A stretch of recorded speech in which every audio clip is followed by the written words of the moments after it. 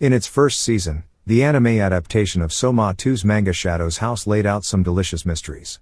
With its gothic setting, multiple levels of power struggle, and ever-deepening lore, it was clear this was the sort of story where you were meant to settle in for the long haul. At the same time, it ended with that sort of soft non-ending ending the arc finale that left you wanting more, but made it clear that you may or may not need to pick up the manga if you were invested.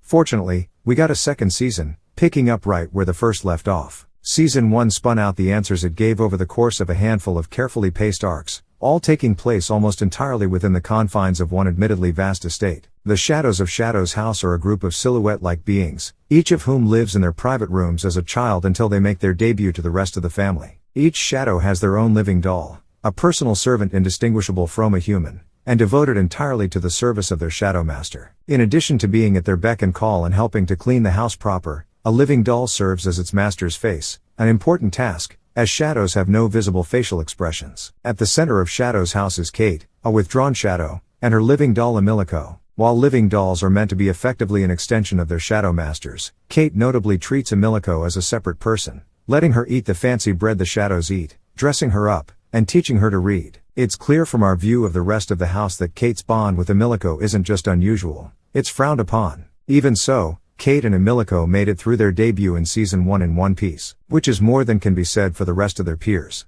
Before the season is over, Emilico and her immediate group of fellow living dolls have learned the first of many disturbing facts about how Shadows House really operates. Season 2 commences with Kate and her peers John, Louise, and Patrick and their living dolls Sean, Lou, and Ricky exploring debutante life in the children's wing. While Kate and Emilico remain the heart and soul of the series, we begin branching out into the wider house. Notably, we spend a great deal of time with the Star Bearers, a sort of student council on the children's wing devoted to finding promising shadows. This promise comes in the form of both soot production, the soot being compressed into coal and shipped into a nearby town, and unique soot-based powers that a shadow may or may not develop. Kate and Emilico also track down Master Robe, a mysterious figure within the house who claims to be neither their enemy nor their ally. Much like Kate, however, Master Robe seems to have a deep understanding of what the shadows are really about. And with characters close to our heroes approaching adulthood, the true purpose of the living dolls becomes more painfully obvious than ever. Shadows House is a series full of twists and turns. The first season rewarded viewers with enough answers to hook them while still bringing them back for more.